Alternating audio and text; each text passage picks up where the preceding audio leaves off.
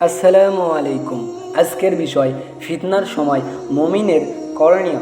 ওসমান রাদিয়াল্লাহু আনহু এর হত্যা থেকেই উম্মাতে মুহাম্মাদির ভেতরে ফিতনার সূচনা হয়েছে। কিয়ামতের পূর্বে তা আর বন্ধ হবে না। আমাদের প্রিয় নবী সাল্লাল্লাহু আলাইহি সাল্লাম ফিতনার সময় মুমিনদের করণীয় সম্পর্কে সুস্পষ্ট বর্ণনা দিয়ে গেছেন। ফিতনার সময় যেহেতু যুদ্ধরত ও বিবাদমান দলগুলোর কোনোটির দাবি সত্য তা নির্ণয় করা কঠিন হয়ে যায়, তাই তিনি এহেন জটিল পরিস্থিতিতে কোনো দলের পক্ষে যোগ দিয়ে যুদ্ধে নামতে নিষেধ করেছেন। সে সময় যার ছাগলের পাল থাকবে তাকে ছাগলের পাল নিয়ে পাহাড়ের চূড়ায় চলে যেতে বলেছেন, কিংবা ইসলামী রাষ্ট্রের সীমান্তে প্রহরায় নিযুক্ত থাকতে বলেছেন। মুসলমানদের যুদ্ধরত দলগুলো সেখানে পৌঁছে গেলে আত্মরক্ষার উদ্দেশ্যেও যুদ্ধে শরিক হতে নিষেধ করেছেন, কারণ এটাই হবে তার ঈমানের জন্যে নিরাপদ। নবী সাল্লাল্লাহু আলাইহি সাল্লাম বলেন, অচিরেই বিভিন্ন রকম ফিতনার আবির্ভাব ঘটবে।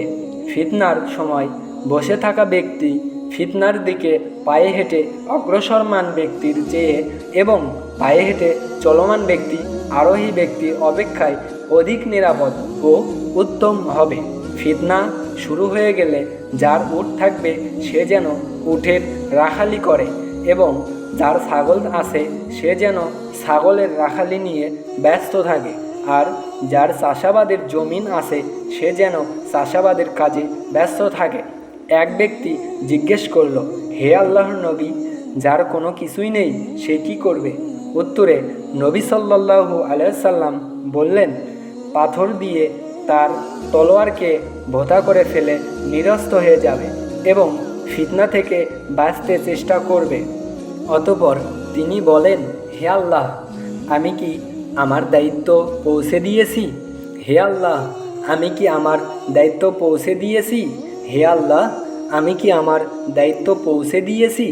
অতঃপর অন্য এক ব্যক্তি জিজ্ঞেস করল, হে আল্লাহর রাসূল, কেউ যদি আমাকে জোর করে কোনো দলে নিয়ে যায় এবং সেখানে গিয়ে কারো তলোয়ার আঘাতে আমি নিহত হই, তাহলে আমার অবস্থা কি হবে?